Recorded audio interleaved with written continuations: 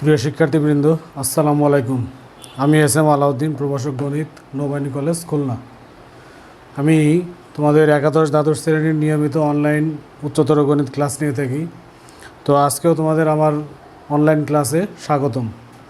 তোমাদের আমি গতদিন পরাবৃত্ত একটা লেকচার দিয়েছি, আজকে আমার পরাবৃত্তের দ্বিতীয় লেকচার।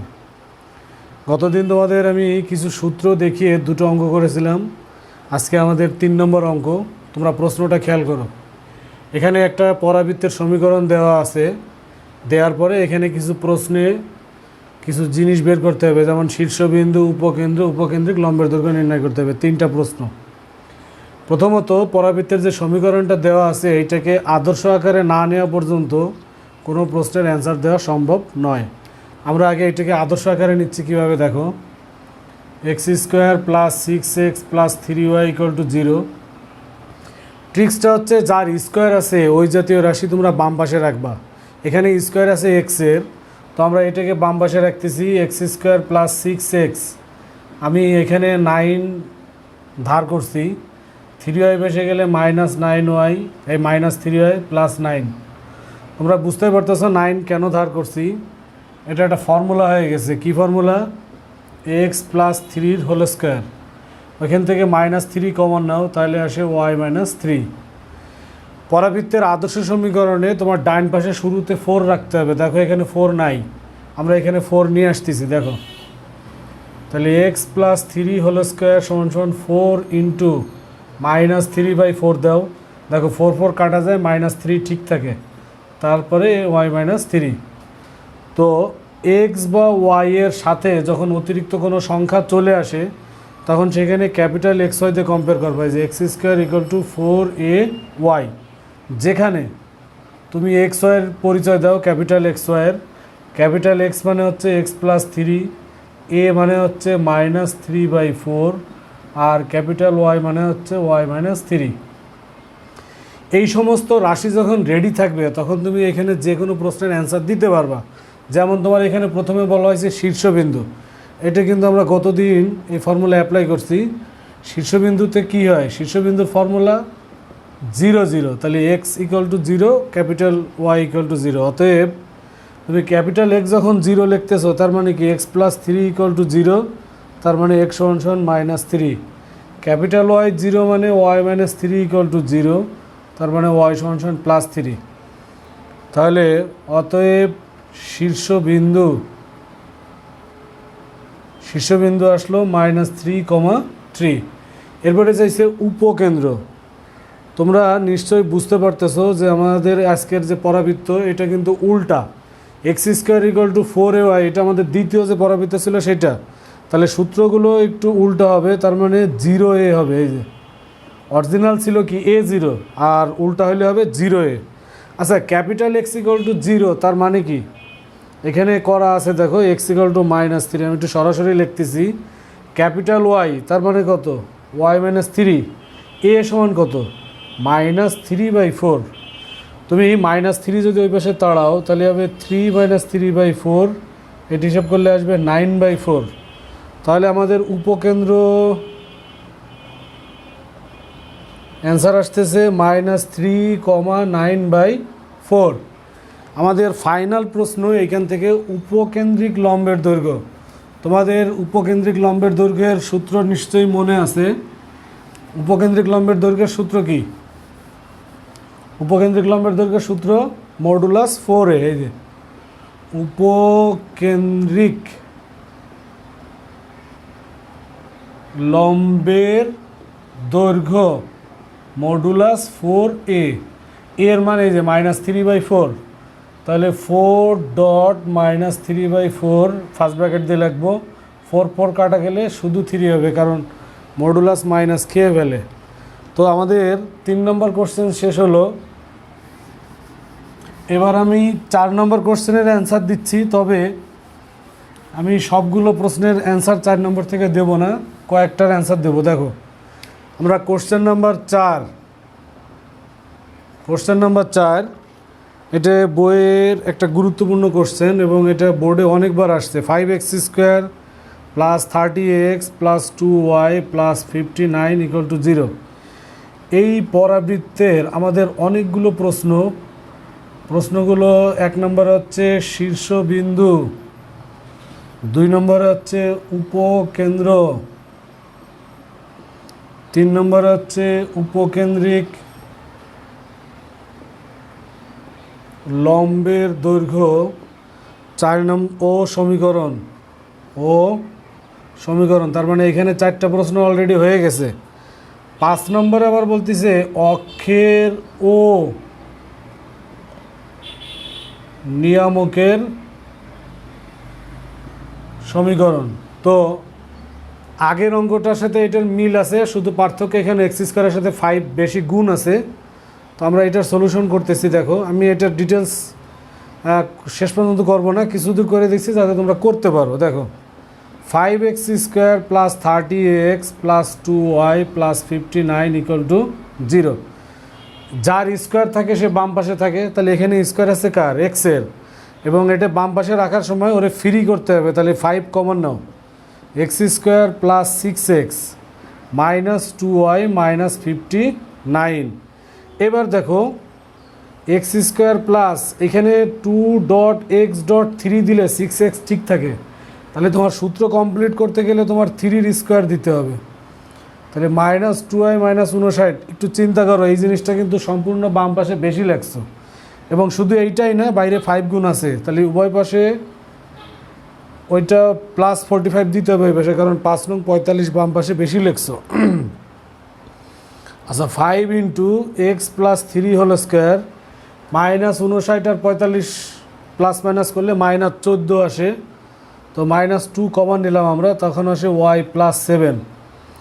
এখন নিয়ম হলো, বাম পাশে যে হোল স্কোয়ারটা থাকবে তার সাথে কোনো সংখ্যা থাকতে পারবে না। এখানে এই যে 5 আছে, এই 5টাকে আমরা সরাবো। তাহলে x প্লাস 3 হোল স্কোয়ার সমান সমান -2/5 y প্লাস 7। এরপরে ঝামেলাটা কোথায়? এক্স স্কোয়ার সমান সমান থাকতে হবে 4ay। দেখো, এখানে 4 নাই, তাহলে আমরা এখানে 4 হায়ার করতেছি। কিভাবে? দেখো, এক্স প্লাস 3 হোল স্কোয়ার সমান সমান 4 × -2/10 দাও। দেখো, 4 আর 10 বা 2 আর 10 কাটাকাটি যায়, 5 বার যায়, সরি এখানে -1/10 হবে। দেখো, 4 আর 10 2 দিয়ে কাটে, দেখো -2/5 আসে। তাহলে এখানে আছে y প্লাস 7। এরপরে যে কাজটা করব, আমরা এখন এটা আগের মতো নিয়ে গেছি। দেখো,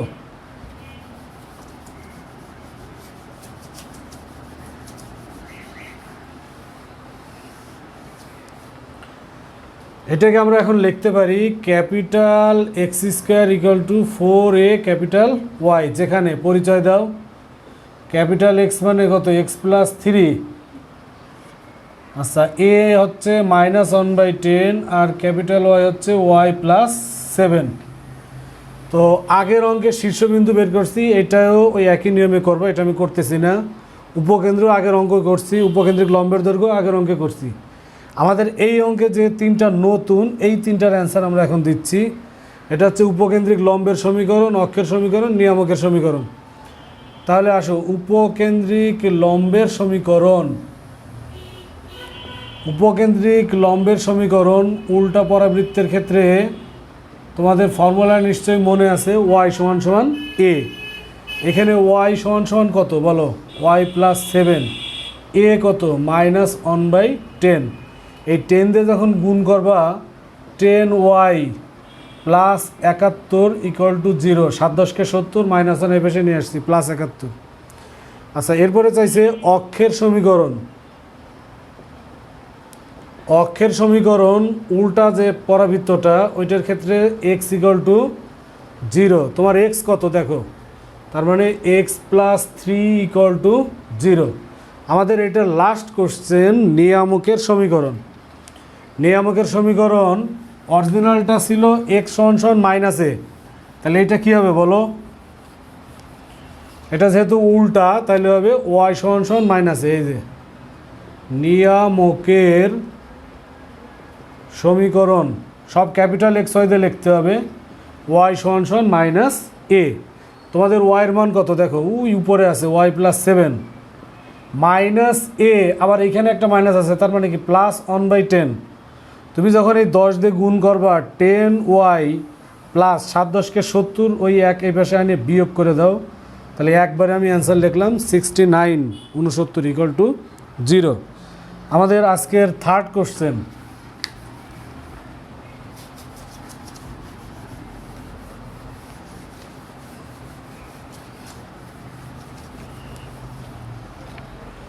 ওকে, কোশ্চেন নাম্বার 5,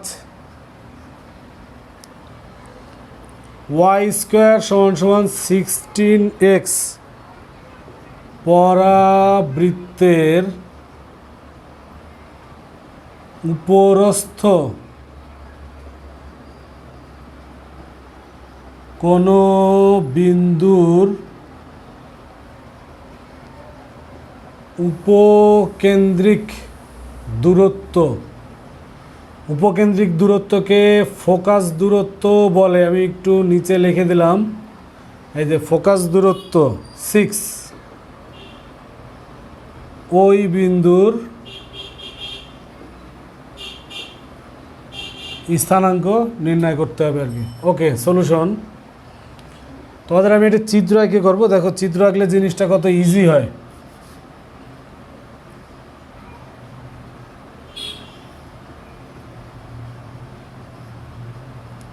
এটা একটা পরাবৃত্ত, যার এখানে উপকেন্দ্র থাকে, এখানে পরাবৃত্তের উপরে যে কোনো বিন্দু, এইটার নিয়ামক তোমরা জানো এগুলো। তো আমরা যে কোনো বিন্দু থেকে নিয়ামকের উপরে দৈর্ঘ্য টানলাম, উপকেন্দ্র থেকে এই বিন্দু যোগ করলাম, এই যে পি থেকে খাড়া লম্ব টানবো, এটা এ, এটা এন, এটা ওয়াই। এটাই আমি তোমাদের প্রথম দিন বুঝাইছি। এইবার খেয়াল করো প্রশ্নটা কোথায়। এই পরাবৃত্তের উপরস্থ কোনো বিন্দু, সেই উপরস্থ বিন্দু আমরা ধরছি কিন্তু px y। কোনো বিন্দুর উপকেন্দ্রিক দূরত্ব বা ফোকাস দূরত্ব বলতে বোঝায় উপকেন্দ্র থেকে ওই কোনো বিন্দুর দূরত্ব। এখানে বলা আছে 6, তার মানে তোমার এখানে এসপির মান কিন্তু দেওয়া আছে 6। ওই বিন্দুর স্থানাঙ্ক অর্থাৎ পি বিন্দুর স্থানাঙ্ক নির্ণয় করতে হবে। আমরা শুরু করলাম y² = 16x। 16x লেখা যায় 4.4.x, এটারে আবার লেখা যায় y² = 4ax। তুমি একটু কল্পনা করো, এই এ 4-এর পরিবর্তে লিখছি, তাহলে a = 4। তো আমরা এই পরাবৃত্তের যে সমীকরণ, এটাকে আমরা একটু নাম্বারিং করি। 1 ধরি, পরাবৃত্তের উপর যে বিন্দুর পরিচয় নির্ণয় করতে হবে, এটা আমরা পি ধরছি। তাহলে ধরি পরাবৃত্তের উপরস্থ বিন্দুটি px y। তাহলে অতএব আমরা সূত্র জানি SP = PM। পরাবৃত্তের বৈশিষ্ট্য হচ্ছে এস থেকে পি এর দূরত্ব আর এম থেকে পি এর দূরত্ব কিন্তু সেম। আচ্ছা দেখো, এখানে পিএমকে চেঞ্জ করে জেডএন লেখা যায়, যেহেতু পিএম জেডএন এটা একটা আয়তক্ষেত্র হয়েছে। আবার জেডএনকে চেঞ্জ করে লেখা যায় AZ + AN। আচ্ছা দেখো, এসপির মান আমরা বসাই দিলাম 6। এবার আসো, আমরা যখন প্রথম দিন গতকালকে পরাবৃত্ত শিখি, তখন আমরা এইটুকু কিন্তু এ দিছিলাম, এবং এই এ থেকে এন এর দূরত্ব হচ্ছে এক্স। তাহলে এবার দেখো, প্রথমে আছে এজেড এর মান কত এ, আর এ এন এর মান হচ্ছে এক্স। তোমার এর মান রেডি আছে দেখো 4।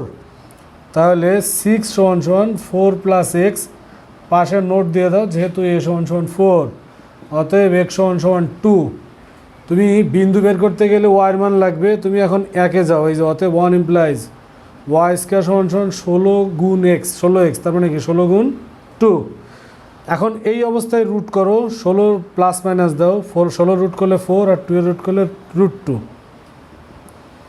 তার মানে আমাদের অতএব বিন্দুটি পেয়ে গেছি 2 ± 4√2। আমাদের আজকে 3টা প্রশ্ন শেষ হয়ে গেল। কোশ্চেন নাম্বার 4 6 এবং শীটের কোশ্চেন নাম্বার 6।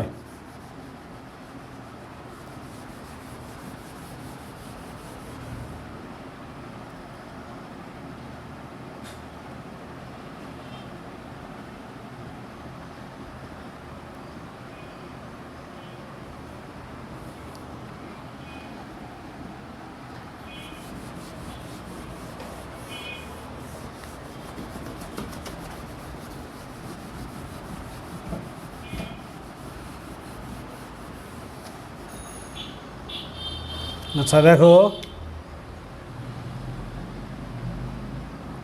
আমরা প্রশ্নটা খেয়াল করি।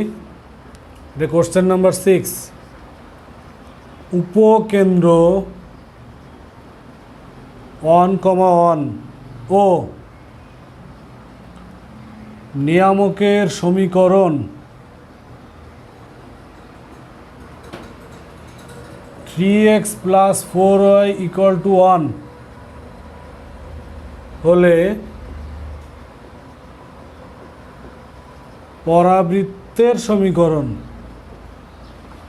নির্ণয় করো। সলিউশন।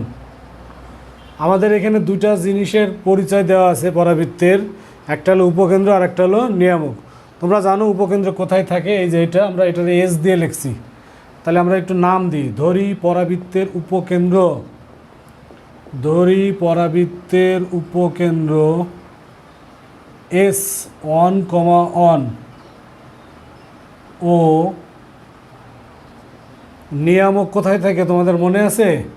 এই যে এইটা নিয়ামক, তো এটা আমরা mz দিয়ে লিখছি। তাহলে নিয়ামক mz এর সমীকরণ 3x + 4y, আমরা 1 এই পাশে নিয়ে আসবো, -1 = 0। এখন পরাবৃত্তের একটা গুরুত্বপূর্ণ বৈশিষ্ট্য তোমাদের আগের অঙ্কে ছিল SP = PM, এটাই আমরা লিখবো। দেখো, পরাবৃত্তের উপর PXY যে কোনো বিন্দু হলে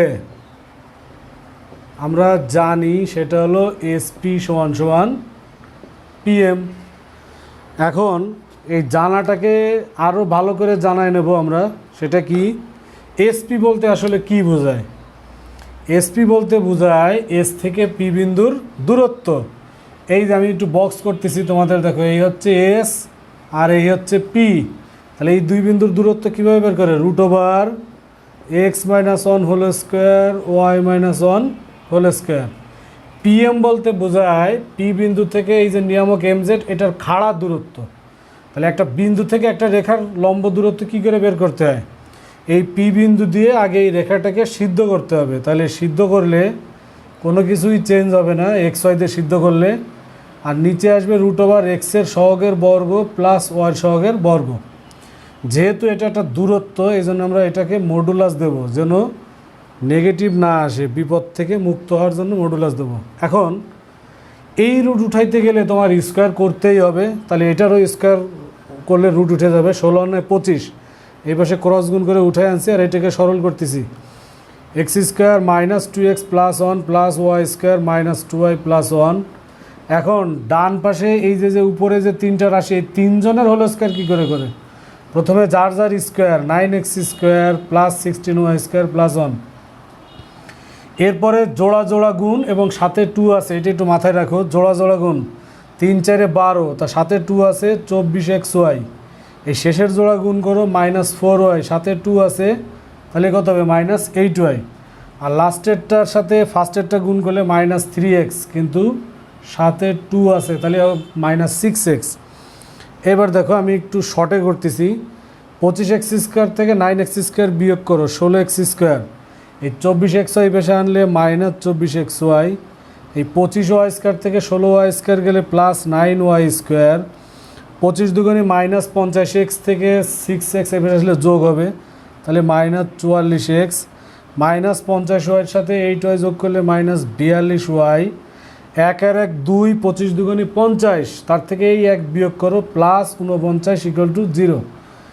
এটা কাকতালীয়ভাবে একটা সূত্র হয়ে গেছে, সবসময় এরকম হবে না। সেটা হলো, এটা একটা হোল স্কোয়ারের সূত্র হয়, 4x - 3y² -44x - 42y +49 = 0। ইহাই পরাবৃত্তের সমীকরণ। ওকে, আমাদের আজকের লাস্ট কোশ্চেন। তোমাদের আমি একটা জিনিস বলি, শুধু অঙ্কই করাই দিচ্ছি, তোমরা বাসায় HW করবা, মানে নিচেরা একটু অঙ্ক করার চেষ্টা করো। এটা বইয়ের 6-এর 2 নম্বর, তারপরে আছে উদাহরণ 3, 6 আরও অঙ্ক আছে, এগুলো তোমরা করতে পারবা। একটু কাইন্ডলি এই অঙ্কগুলো করো নিজেরা বাসায়, নিজেদের কনফিডেন্স বাড়বে।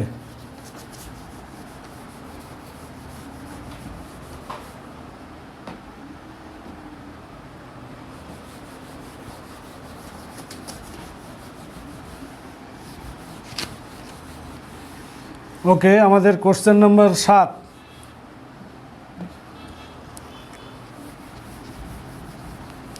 এবং এটা আজকে আমাদের লাস্ট কোশ্চেন, আজকের পঞ্চম প্রশ্ন, কোশ্চেন নাম্বার 7। প্রশ্নটা কি খেয়াল করো। -1 উপকেন্দ্র এবং 2 - 3 শীর্ষ বিশিষ্ট পরাবৃত্তের অক্ষ ও নিয়ামকের সমীকরণ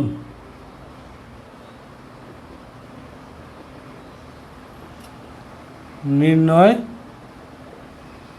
করো। ওকে, আমাদের এবার এই পি বিন্দুটার পরিচয় না জানলেও হবে, যা আছে এগুলো রাখলে হবে, এটারও দরকার নাই।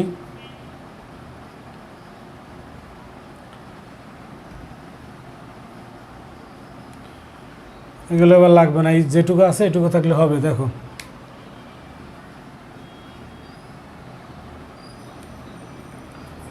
ধরি সলিউশন, দুইটা জিনিস দেওয়া আছে তাই না, এই দুইটাকে আমরা নাম দেই।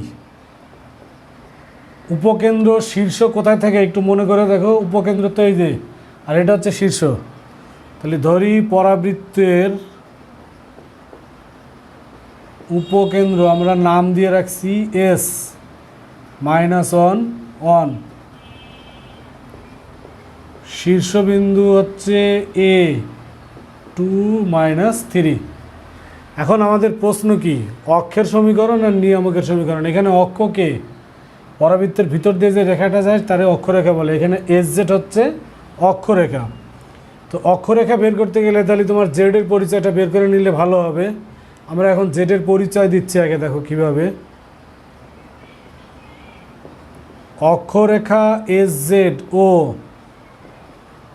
নিয়ামক রেখা MZ এর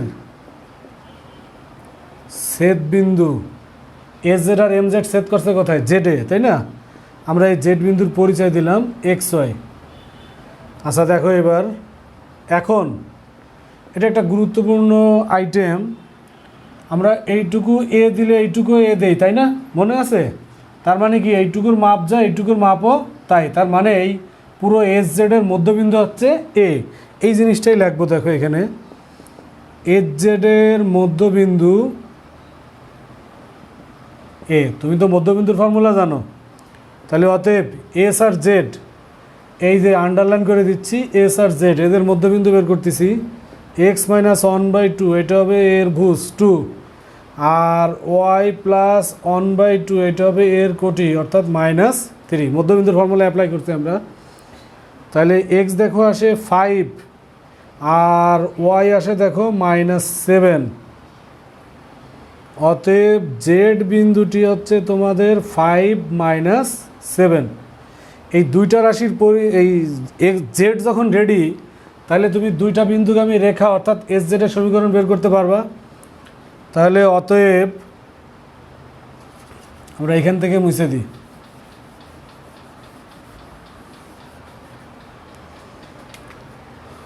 অতএব অক্ষরেখা SZ এর সমীকরণ, দুইটা বিন্দুগামী রেখার সমীকরণ কি করে বের করে মনে আছে? x - x1, তার মানে x থেকে এই ভুজ বাদ +1, আবার নিচে হবে ভুজ দ্বয়ের অন্তর, তার মানে -1 - 5, y - y1, তার মানে y - 1, নিচে হবে y1 - y2, তার মানে 1 + 7 কোটি দ্বয়ের অন্তর। এটাকে সরল করলে x + 1/-6, y - 1/8, এই 6 আর 8 দেখো 2 দিয়ে কাটে 3 4, তাহলে x + 1/-3, y - 1/4। তুমি যদি ক্রস গুণ করো তাহলে 4x + 4 = -3y + 3 সব এক পাশে আনো। 4x + 3y + 1 = 0, 4 থেকে 3 গেলে 1 থেকে। ওকে, অক্ষরেখা রেডি। এখন বাকি কে? নিয়ামক। একটু বুদ্ধি খাটাও। দেখো, অক্ষরেখা এবং নিয়ামক কিন্তু পরস্পর লম্ব। তুমি অক্ষরেখার সমীকরণ জেনে গেছো, তাহলে এরপরে লম্বরেখার সমীকরণটাই হবে নিয়ামক। তো আমরা এবার এইগুলো মুছে দিচ্ছি, আমাদের এগুলো লাগবে না। চিত্র দেখে কথা বলতে হবে। আমি এই যে দেখো চিত্র দেখে কাজ করতেছি। নিয়ামক রেখা MZ, অক্ষরেখা SZ এর উপর কে? লম্ব। অতএব MZ এর সমীকরণ। এই রেখার উপরে লম্ব রেখার সমীকরণ তোমরা সরল রেখায় নিশ্চয়ই শিখছো, পারবা। লম্ব কী হবে? x এর সহগ আর y সহগ ইন্টারচেঞ্জ হবে, তাহলে 3x - 4y + k = 0। তুমি কিন্তু এখনও পুরোপুরি মুক্ত হও নাই, কের জন্য আটকে আছো। কের মান কেমনে বের করবা? এই যে নিয়ামক MZ, এই রেখার উপরে কি কোনো বিন্দুর পরিচয় আছে যা দিয়ে এটাকে সিদ্ধ করা যাবে? হ্যাঁ আছে, এই যে Z।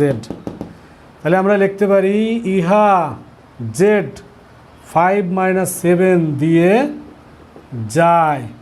তাহলে 5 - 7 দিয়ে সিদ্ধ করলে 3 × 5 - 4 × -7 + k = 0। তার মানে হলো 15 আর 28 43, ওই পাশে গেলে -43। এইটা আমরা এখন একে ফেরত দেব। অতএব 1 implies 3x - 4y -43 = 0। ওকে, তোমাদের এই অঙ্কের মতো আরও অঙ্ক আছে। আমি একটু তোমাদের বই থেকে কি কি করবো আমি একটু দিচ্ছি। HW, বইয়ের HW 10-এর 2, 3, 4 দেখতে পাচ্ছ, পরপর 4টা অঙ্ক দিলাম। তোমরা এগুলো একটু বাসায় কাইন্ডলি চেষ্টা করে পারবা। ওকে প্রিয় ছাত্রছাত্রীবৃন্দ, তোমাদের আজকের লেকচার এখানেই শেষ। আমাদের এই কণিকের প্রথম চ্যাপ্টার শেষ করতে আরও 2 দিন লাগবে, বাট পরের 2 চ্যাপ্টার খুব দ্রুত শেষ হয়ে যাবে। 3 লেকচারে পরের 2 চ্যাপ্টার আমি শেষ করে দেবো। তোমরা জানো আমি যা বলি তাই সাধারণত করার চেষ্টা করি এবং দেখো সেটাই মিলে যায়।